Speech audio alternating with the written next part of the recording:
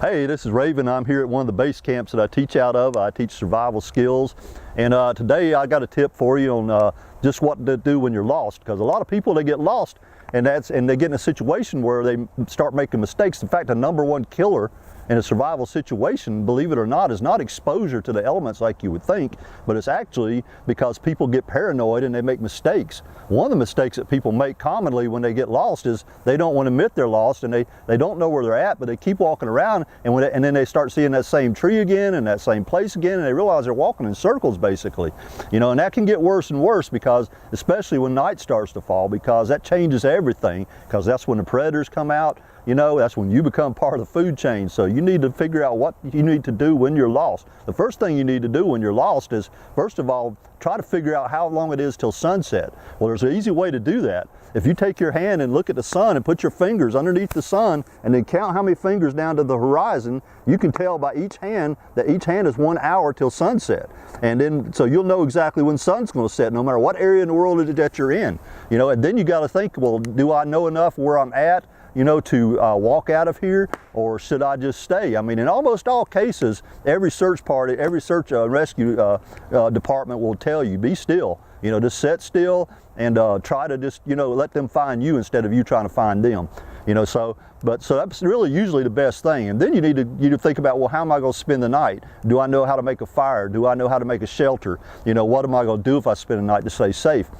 You know, so sit down, and if you got a compass, you know, then that's a good thing too. But everybody thinks just because they have a compass in their pack that means that they can find their way out, but that's not necessarily the case, because very few people really actually know how to use a compass. So you need to know how to use a compass. But there's other things that you can do. When you get ready to walk out, the main thing that you want to consider is you need to be able to walk in a straight line instead of in circles. Now, there's a couple ways you can do that. First of all, you need to know that the sun rises in the east and sets in the west. And you say, oh, I knew that. The moon also rises in the east and sets in the west. But have you ever thought about, I can use that to find my direction? Well, if I want to walk east and I know it's in the morning, then I can walk toward the sun. If I want to walk west and it's in the morning, I can walk with the sun at my back. And if I keep the sun at my back, then I will continue in a straight line. Now, you might not know where that straight line goes, but it's still better to walk in a straight line than to walk in circles, because once you do that, you know, eventually you're going to run into a creek that you can follow, you're going to run into a town, you're going to run into some people, maybe a road or something, you know, so you'll get back out of civilization and better your chances of survival.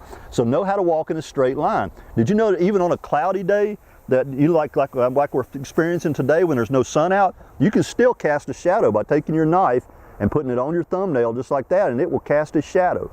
And if it's in the morning, then the shadow that it's casting is pointing west for you. And if it's in the evening, then the shadow it's casting is east. So you could go and follow that straight line. You don't have to walk around with a knife on your thumb like that, but you can like look ahead and say, okay, I'm gonna walk to that tree, and then take another reading. And then each time you do that, you're walking in a straight line instead of in a circle. So you better your chances much more so if you know how to walk in a straight line, because that'll eventually end up somewhere, is, you know, theoretically. So you know you should. So just be careful. You know, so when you're lost, just use your head. Think about what you do have instead of what you don't have.